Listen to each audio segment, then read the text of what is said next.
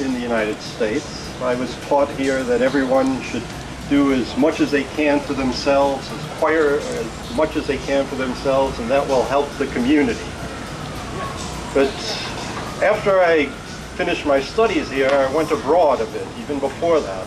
I went to places like Iraq, and I saw that when people have resources that others want, sometimes we do things that our country, my country, do things that are very unfortunate to people over there.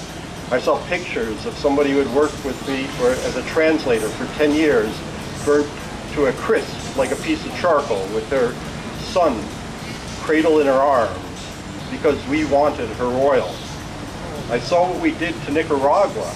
I was in a village that they machine gunned to the ground and then taken away by troops who had American uniforms, who used American guns. I was in Sudan when we bombed a pharmaceutical company, a company that produced, the only company in Africa that produced malaria drugs, drugs that keep children from dying from malaria. And these are what I've experienced sometimes in how the United States has acted around the world. I think we need to think about that. Although I work with an NGO in Geneva, I teach in Nablus in Palestine. I'm a professor at An-Najah University there. For us, 6% unemployment, or 20% unemployment, or even 50% unemployment would be an economic boom. We have 75% unemployment there. We have 75% unemployment there, not because people don't want to work, not because people don't want to hire people there, but because we can't even get basic materials into Nablus because of the embargo imposed on the city. A city in the north of Palestine that was once the commercial capital of Palestine, because the Israeli government does not want the Palestinian state to exist. And we all know who is the largest supporter of the Israeli government. I know that there are many differences among us, perhaps, and certainly among the wider community here in New York, about what is the correct form of economic or economy that we should have in the world. But it's interesting to note that people as diverse as Karl Marx and Adam Smith all agreed that the economy had no intrinsic value itself. It was there to create value for individuals. It was there to emphasize and to allow the human spirit and the individual, the human being, to develop. Now, we've heard several speakers here who have reiterated that, and we think, probably most of us here certainly, that those are good words and that that's probably a very admirable thing to say.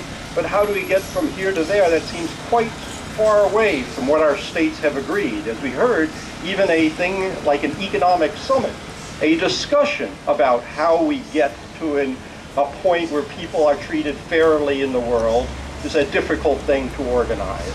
Well, I want to tell you something that might give you a little bit of hope, but I hope more than anything else it will give you a little bit of ammunition to force some of the people that are here at this building, that are in your own government institutions in the United States, to move forward and to try to ensure things like health, education, social security, housing, adequate food, even the right to work under adequate work conditions. These are not ideals.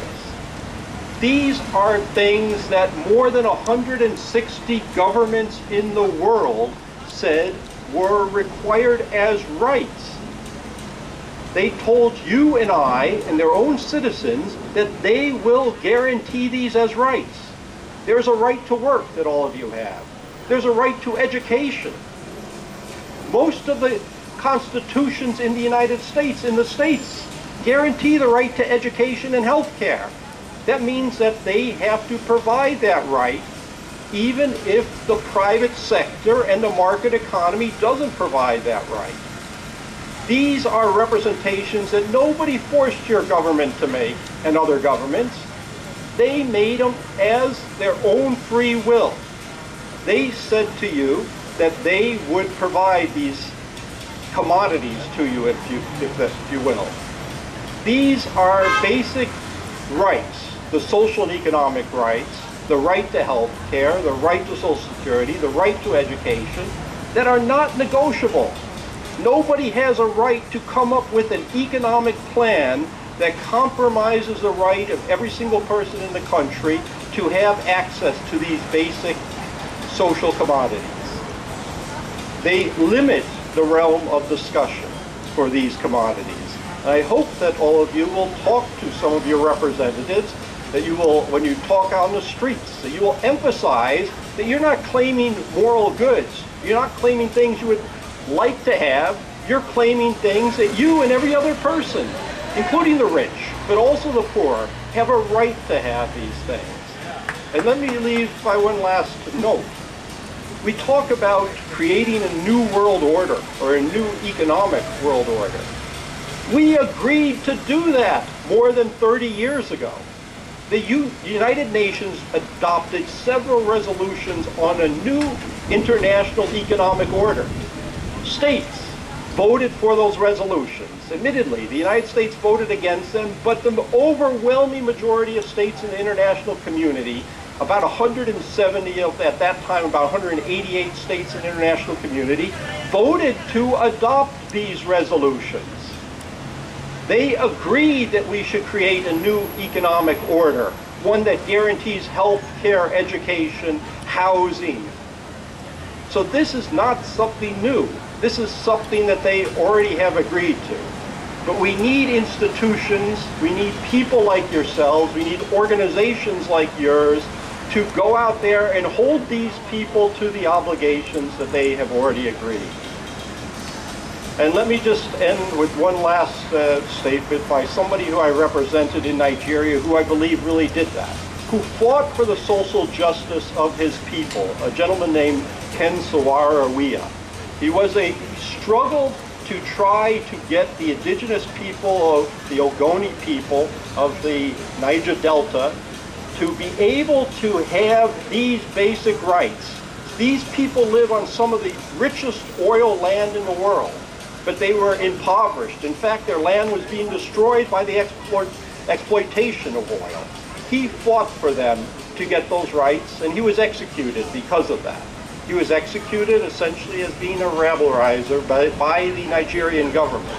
But even as he went to his death, with a group of people much smaller than you here to witness it, because the government controlled who was even able to watch him be executed, he said, among other things, he ended what he said by saying, "Let us make sure that no matter what happens to me, this struggle continues."